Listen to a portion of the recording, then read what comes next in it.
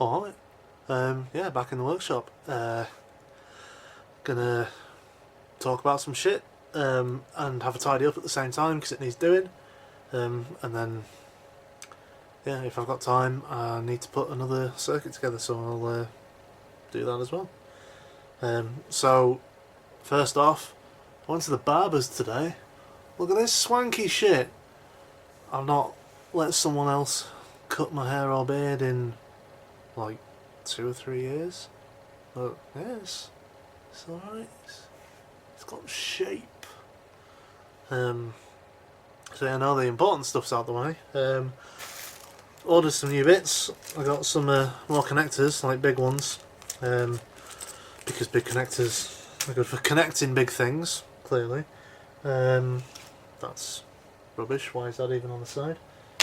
I got a big old bag of stuff.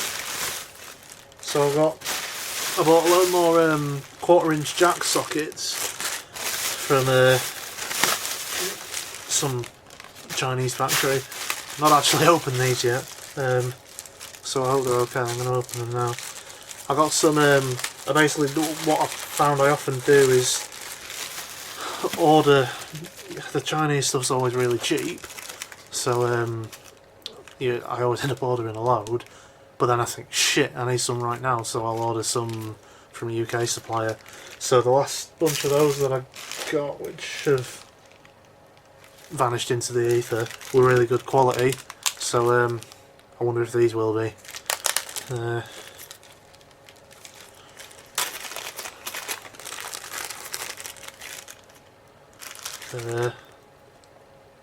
Well, they look like jack sockets.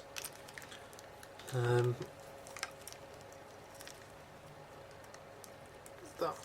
doesn't want to go on there. I'll find out when I try and use them for something.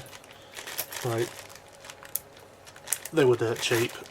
So that's those. That rubbish bag. What have I got in here? Okay, so there's a load of IC sockets. I don't know if I have any. Oh yeah, here's some loose ones that I already had. As an example, there's one. So these things, so they've got holes on one side, they've got pins on the other. So the idea with that is that if you need to solder like an IC chip onto something, if you solder one of these on, you can then just put the chip into this and remove it. You know, you're not permanently putting the chip on. So it protects the chip itself from the heat from the soldering, and it means that if you manage to fry one of your chips, which I've done a bunch of times, you can just take it off and put another one on. So I needed a load of those, so that's what I've got. So that's, yeah, they live in there for now, and that's now an empty envelope. So then, what's this? Yeah, more switches. So I'm zeroing in on the design for my step sequenced synth. So I'm going to start with 8 steps. Because 16 is almost but not quite totally trivial if I can do 8. Like there's some extra shit I need to figure out with the timing chips. The chip I'm using, it'll do up to like 10 steps, and so I'd have to use 2 to do 16, and I think I know how to make one run on, you know, one start when one finishes, but I've not tried it yet. So I'm going to go with 8. So I thought I need these, so I'll be using I think I was kind of running low, and I'm going to be switching each individual step will be switchable on and off. So I needed more of those. I think that's all that was in this one. Yeah. Tidy desk, tidy mind. This is, yeah. So the next thing that I'm gonna have, if it works how I'm expecting it to, I'm really getting into these CMOS chips. So like these that I've shown a million times before, which is 40106 CMOS chip. It's a family of these chips that they all kind of do like, as far as I understand, they all do like logic stuff. And I've been reading more about them because I mean, these was just like, I read somewhere you can use this to make an oscillator. Now that I've read more about the family of chips and what they all do, I keep getting loads of ideas. So like, I saw that there's one that does it's a divide by. So the step sequencer runs on pulses, and a divide by basically takes it. The output only changes when a certain number of pulses have come into the input, and you can select how many pulses it needs. So like, if you say it's divide by 2, then the input only changes every 2 pulses. So what it means is, like, in that example, the sequencer, I could make it half tempo by switching it from divide by 2 to divide by 4. So I think with a bit of messing around, I can use this thing, which is a rotary switch. I think I hope it has 5 positions. Not that way. That's clearly 10. It's not supposed to have 10. I might need to buy another one of those, but assuming I can make it work how I want it to, why does it have 10 positions? I'm going to look at my receipt in a second. But yeah, assuming I can get that, it came with a knob as well. Assuming I can make this work, so basically you'll be able to divide the tempo by I think it was 2, 4, 6, 8 or 10. So I don't know what those extra 5 are going to do. Probably fuck all. Yeah. So that's that thing. I'll put it back in its bag. Otherwise I'll lose it.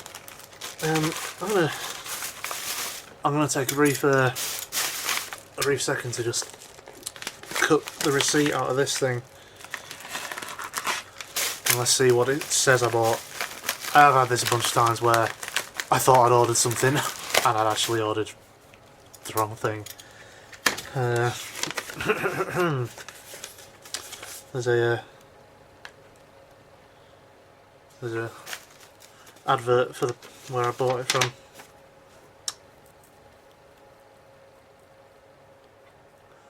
Well, I'm not entirely sure that this is what it says it is. Let's just count these. So 1. So starting at 1, 2, 3, 4, 5, 6, 7, 8, 9, 10, 11, 12, 11. It says it's a 3-pole, 4-position, single wafer band selector rotary switch. That's like 7 positions too many.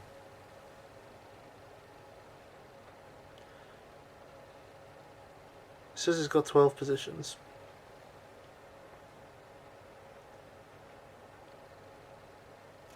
I'm going to move on. Because otherwise I'll just stare at this thing for the rest of this video. So, incorrect switch, but I'll order the correct one. In here, oh yeah, that's a bunch of stuff. I got a load of load of extra strip boards because I was running out. So I got a couple of things of them. So these are what I've been soldering all my little circuits on. So I know this is basic stuff, and a lot of you will know about this, but like for anyone who doesn't, this stuff is it's basically pre-drilled with a bunch of holes, and they are the same kind of distance apart as they are on the breadboards, and this is like a standard thing. And then on the back they have these like strips of copper that run across, so you can kind of if you put something if you put something through a hole, then it's connected to everything on the same strip. And then I have like this thing, which is essentially a drill bit on a screwdriver handle that you can kind of core out. If you know, if you want to break a strip, you can just kind of core it out with that. So it's just an easy way if you're just doing like one-offs or whatnot, and you don't. It's one way of doing it. How good or bad it is, I don't know. Seems to work for me. So I got those, but then I also got, so this is the other alternative, is so that was strip board. This is perf board that it looks the same. I've got quite a big bit of this. And then on the other side, it just has these kind of copper. I guess, you know, the holes have little bits of copper around them, so that's the side that you solder on. There's no pre-made connections; you have to make your own. And this is one of those things that I need to watch some videos on how to do it to make sure I do it right, because I've not tried this stuff before. But I think it gives you more freedom, because on the strip board you have to think in lines, whereas this you can go in any direction. So yeah, I'm gonna have a go with that and see how it turns out. I reckon that could be pretty good. Rubbish bag. And then my last thing that I got, I hope is something exciting. Oh yeah, so this is I got a lot of LEDs, just kind of pre-wired, so they have a resistor under the heat shrink there. And then, like, one of the options, I got them off eBay because they were dirt cheap. And one of the options was to include these like chrome LED holders. So it's like, it's just got a screw thread on it and a little nut and whatnot. So I guess you put that through your panel and screw. How does that? Well, yeah, you put it through from the back, put the nut on the back. And then I was thinking, well, how does the LED stay in? And then I was like, okay, so we've got these little plastic things that the LED goes in. And I couldn't figure out how it was going to work. And then it turns out I don't think you can use these together, because here's an LED. I think what you need to do is straighten these out. I think what you need to do is there's two little holes in the bottom of there. So yeah, there we go. It's even too big to go in there. I wonder if it's for the smaller size of LED. Well, I've got the same size LEDs on there. Oh well, anyway, that's what I figure I was supposed to do. I could be very wrong. I need to figure that out. Yeah, that does not want to go in there. Or maybe that's the point.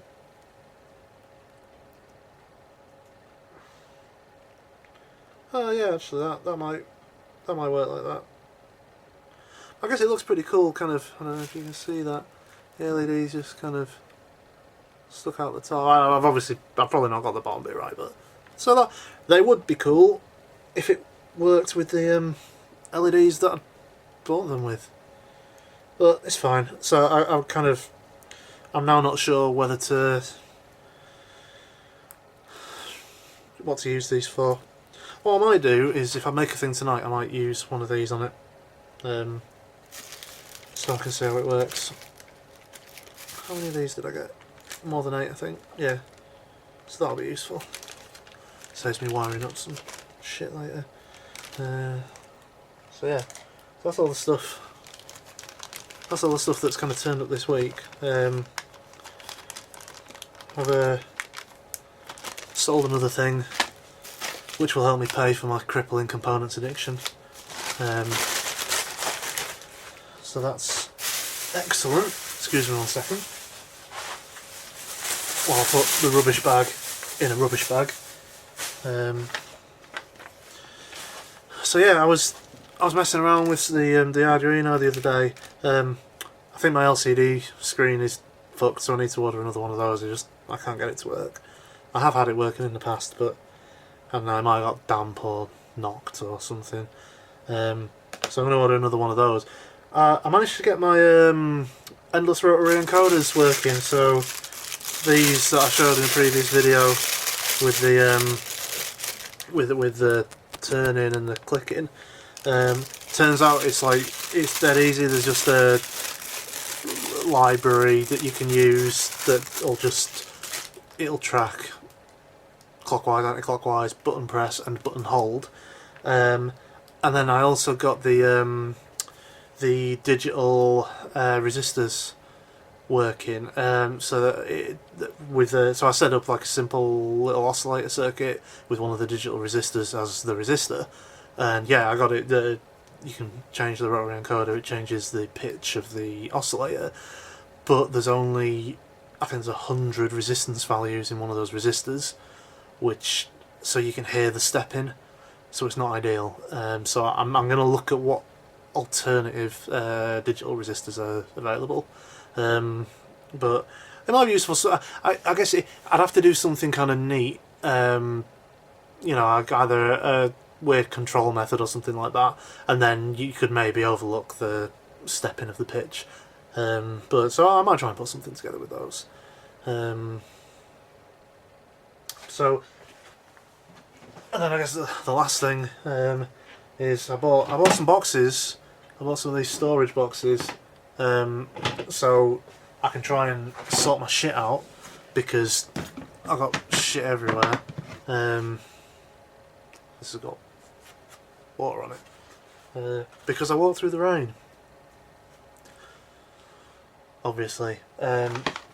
So I got a big one. I got some little ones, and I already have a bunch of these. So I'll show you. Get that off there. Oh god, here we go. I have a bunch of these. This is my filing system over here, but I have like this thing with buttons, and I have a few of these boxes here with stuff in. So I'm hoping I can kind of stack them all up in here. So, oh god, I just did something. I think I undid it. Right, everything's fine. There's no need to panic. So I'm gonna have a quick tidy up and just talk about some shit. So hopefully I can tidy and talk at the same time. Because I had a bit of a kind of identity crisis the other day when I realised that what I've been describing as an analog synth, I'm not sure I can describe as an analog synth. So I kind of, in my mind, because I was making circuits with, physical things, then that was, I guess I just kind of thought that was what made it analog. But then on reading up about it, what I'm doing is I'm doing digital circuits. So I'm using these kind of logic chips to do signals that they're either high or low, with no in between. So it's not that the whole circuit is like that, but where these chips are involved, you have your input is either high or low, which is described as a digital circuit. So I've kind of, like I say, I don't know now if what I'm doing is analog. It's possible to make oscillators using just smaller components with none of these chips where the signal truly is analog. So and by analog I mean it can be, if this is the highest level and this is the lowest level, your signal can be anywhere in between and can move, as opposed to being either at the bottom or at the top. So I know that it's possible to make like an oscillator that's totally analog. It uses, I don't know, your capacitors, resistors, transistors, yeah, I think transistors and shit. That's not what I'm doing. But like the circuit I make, so like the oscillator circuit, it has a variable resistor in the potentiometer, it has a capacitor, and the voltage through part of the circuit varies over time, like on an infinite number of values. So it's analog. The output of the IC chip is either high or low, so it's digital. So then it's like, is it a hybrid analog digital circuit? I think that's what I'm leaning towards saying. Can I describe it as an analog synthesizer? I don't know. Google hasn't helped. Like I've been kind of looking at discussion boards, and no one seems to tackle this question. It's almost like people just know. They people just know which is which somehow, by some means, and therefore they don't talk about it. You bastard! That doesn't fit in there. That's really annoying. So I've not been able to get an answer online, and I don't want to call what I'm doing. Like, I don't want to sell them as analog if they're not analog.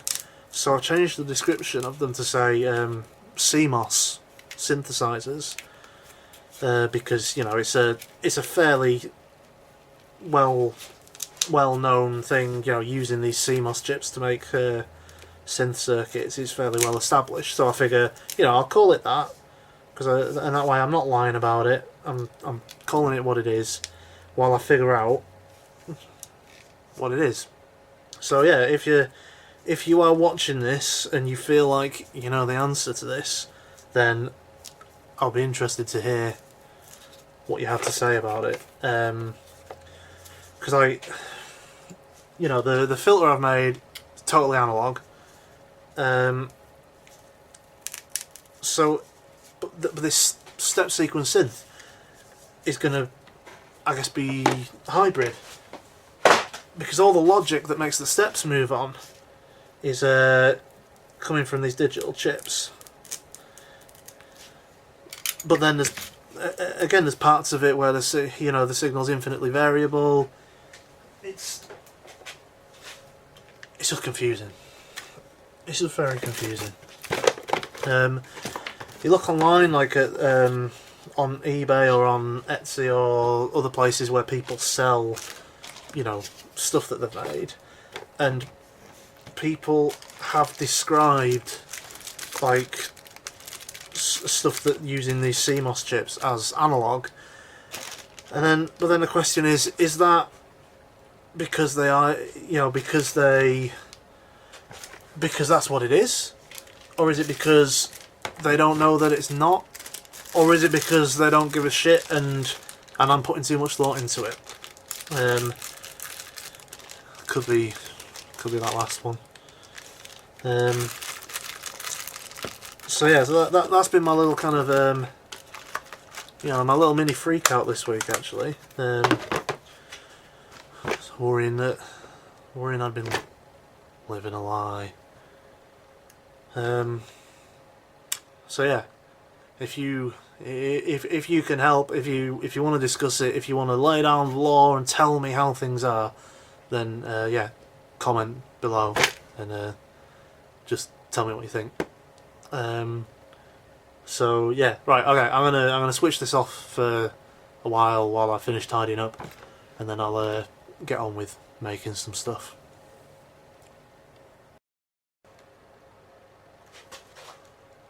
I've just seen a fucking mouse. I'm gonna see if I can get the mouse. Hang on.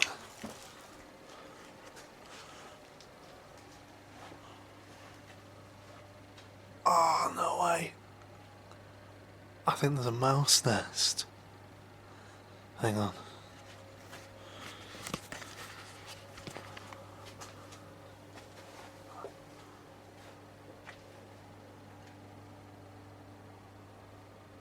He ran across there. I think he's in there now.